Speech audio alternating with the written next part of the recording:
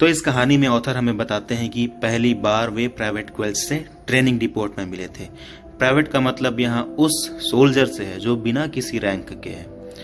यहाँ प्राइवेट क्वेल्च काफ़ी ज़्यादा रेडी होता है, रिस्पॉन्सिबल होता है अपने आर्मी के लाइफ को जीने के लिए। उसके पास यूनिफॉर्म्स होते हैं, राइफल है, इक्विपमेंट्स हैं और उसका एक निक नेम भी था जो कि था प्रोफेसर। लोग उसे प्रोफेसर इस वजह से बुलाते थे क्योंकि वो पतला दुबला था, सामने झुक करके चलता था और उसके पास हॉर्न रिम्ड स्पेक्टेकल्स थे। जो कोई भी किसी भी सब्जेक्ट पर अगर किसी के पास डाउट होता था तो वे अगर उसके पास गए तो 5 मिनट के कन्वर्सेशन के बाद अपने सारे डाउट्स को भूल जाते थे। ऑथर हमें आगे बताते हैं कि वे जब मस्केटरी पर एक लेसन अटेंड कर रहे होते हैं तो एक सर्जेंट आए होते हैं जो अपने रिबन्स के साथ होते हैं और वे राइफल के मैकेनिज्म के बारे में बता रहे होते हैं।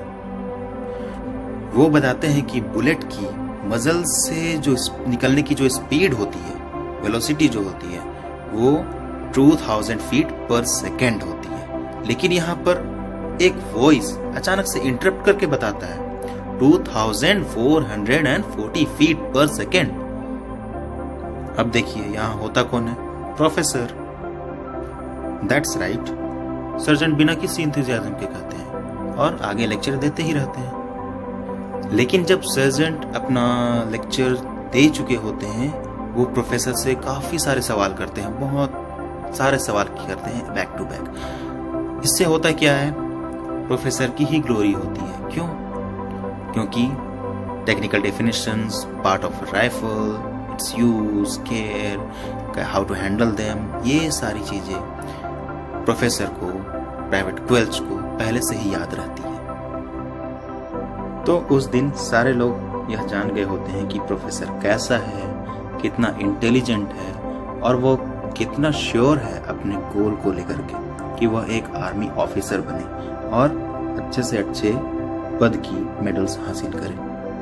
प्राइवेट क्वेल्च अपने एम्बिशन की तरफ काफ़ी ज़्यादा हार्डवर्किंग होता है। वह इतनी मेहनत करता है कि वह ट्रेनिंग मैनुअल्स बोरो करके उसे लेट नाइट तक पढ़ता रहता है और जो कोई भी किसी भी प्रकार का इंस्ट्रक्शन दे रहा होता है उस पर वो क्वेश्चंस की बौछार करने लग जाता है। वह इतना एंथुजियास्टिक होता है, इतना एनर्जेटिक होता है कि रूट मार्चेस में वो कभी थकता ही नहीं। उल्टा वो कहता है, what about a song chaps. भाई यहाँ आदमी दौड़ दौड़ करके थक जा रहा है और इसको गाने की पड़ी है। लोग काफी ज्यादा गुस्से में देखने लग जाते हैं उसको। ऊपर से अथॉरिटीज को वो ऐसा सल्यूट करता है जैसे कि वही एक सच्चा सोल्जर हो। अब राइटर हमें आगे बताते हैं कि प्राइवेट क्वेल्च दिन और रात अपने नॉलेज की बहुत पढ़ाई करता रहता है। शुरू में तो उनके मन में, राइटर के मन में काफ़ी रेस्पेक्ट होता है उसके लिए, लेकिन जल्दी ही वो एक टेरर में तब्दील हो जाता है। जैसे ही वो प्राइवेट क्वेल्च उनके पास पहुंचता है, सारे के सारे लोग भाग पड़ते हैं। कभी कभी तो ऐसा होता था कि बाकी सोल्जर्स प्रोफेसर का मजाक उड़ाने की कोशिश करते हैं, लेकिन प्रोफेसर है कि ध्यान ही नहीं देता। और जब कभी भी कोई गलती कर लेता तो प्रोफेसर उसको पब्लिकली करेक्ट करता। वो हमेशा कहता रहता है, लाओ दिखाओ, मैं करके दिखाता हूँ। नहीं नहीं रहने दो, तुम बिगाड़ दोगे राइफल को। अजीब इंसान है भाई। अब राइटर हमें आगे बताते हैं कि उनको एयरक्राफ्ट के बारे में काफी ज्यादा नॉलेज होता है। फिर एक दिन जब वो ऐसे ही टहलने के लिए निकले होते हैं तो सनी डे होता है। तब एक प्लेन उनके सिर के ऊपर से गुजरता है। क्योंकि ये सनी डे है और सूरज की रोशनी इतनी पड़ रही है कि वो लोग प्लेन को देख नहीं पाते। तो अचानक से प्रोफेसर की आवाज आती है, ये तो surely north American Harvard trainer है, इसे तो कोई भी पहचान सकता है इसके हार्श इंजन नोट की वजह से। यह सुनकर के राइटर कहते हैं कि हमारे जैसा गधा इंसान क्या कर लेगा प्रोफेसर का। अब राइटर हमें आगे बताते हैं कि वे गर्मी के उस दोपहर को कभी भी नहीं भूल सकते, क्योंकि प्रोफेसर के लाइफ का सबसे बड़ा टर्निंग पॉइंट वही था। सारे के सारे सोल्जर्स बैठे होते हैं जब कॉर्पोरल थर्नबल हैंड ग्रेनेड पर एक लेसन ले रहे होते हैं। कॉर्पोरल एक रैंक होता है आर्मी में अच्छा खासा। अब यहाँ जो यंग सोल्जर्स हैं वे लोग कॉर्पोरल थर्नबर्ल को एक हीरो की तरह मानते थे। उनका मानना ये था कि कॉर्पोरल थर्नबर्ल इतने टफ हैं कि अगर उनके शरीर में नेल्स कील अगर ठोकने की कोशिश की जाए तो उन्हें पता भी नहीं चलेगा।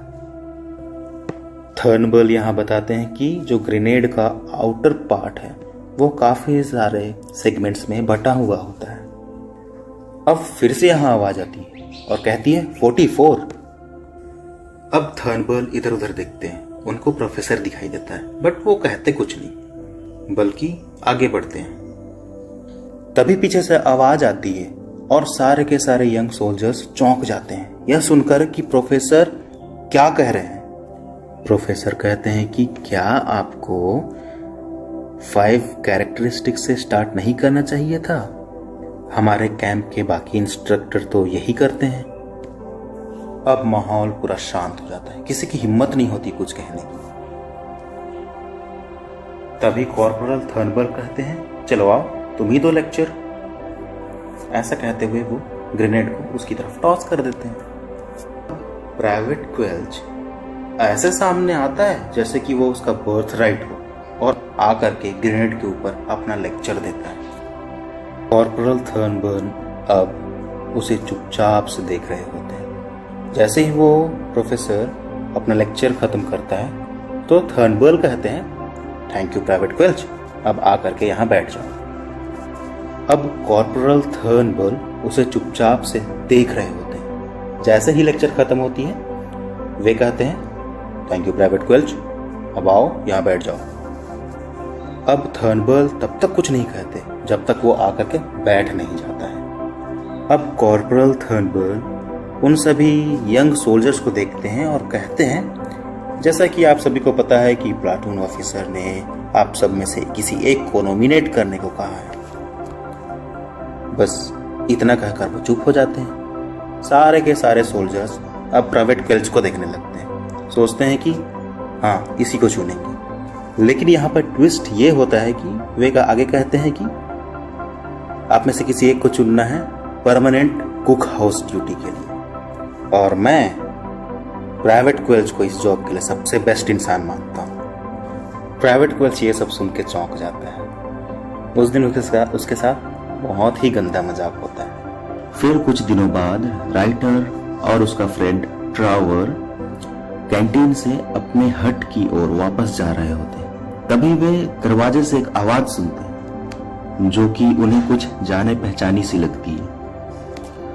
वो आवाज श्योरली प्रोफेसर की रहती है और वो जोर जोर से चिल्ला करके यह बोल रहा होता है कि सच में मुझे तुम लोगों के अगेंस्ट प्रोटेस्ट करना चाहिए। ये जो जिस तरीके से तुम लोग पोटैटो छील रहे हो ना अनहाइजेनिक तरीके से, अनसाइंटिफिक तरीके से, और ये विटामिन वैल्यूज जो तुम इसके गिरा रहे हो ना उसके अगेंस्ट तो मुझे सच में प्रोटेस्ट करना चाहिए। प्रोफेसर इतने में ही नहीं रुकता, वो बहुत सारी चीजें कहता है। तो ये आवाज सुन करके राइटर और उसका फ्रेंड वहां से भाग खड़े होते हैं।